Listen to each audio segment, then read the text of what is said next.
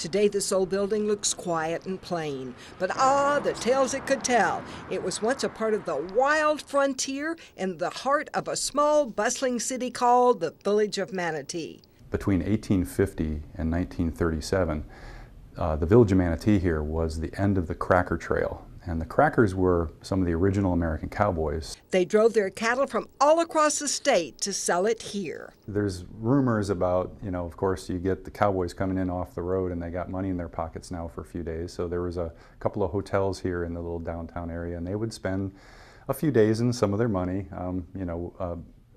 being in town. So, maybe visiting some of the ladies who lived here. In the 1920s, this was a public building. You can still see the massive door of what was once a huge safe, and it was probably a fire station early on. They know that they had run horse-drawn fire carriages out of here for a long time because they found a lot of horseshoes and nails and things like that.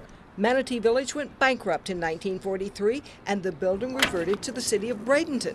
They put a fire station downstairs and the police department and a jail upstairs. As they brought prisoners in, they would just split them up between the cells. Perhaps unless they had a dangerous person, they might put them on one side and everybody else on the other.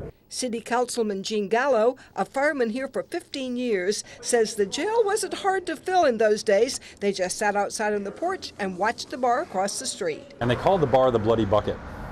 That wasn't the name of the bar, but they gave it that name because there was constant fighting. People like someone coming flying through the window and he was all cut up, and so the firemen over here would patch the guys up.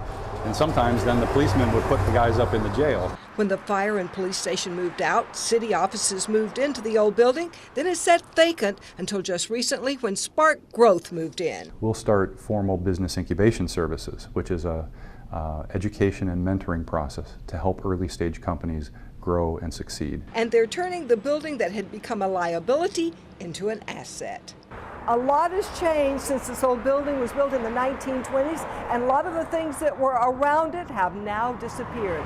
But today, it's starting a new life as a gathering place for entrepreneurs and startup businesses. Linda Carson, ABC 7, your Suncoast News.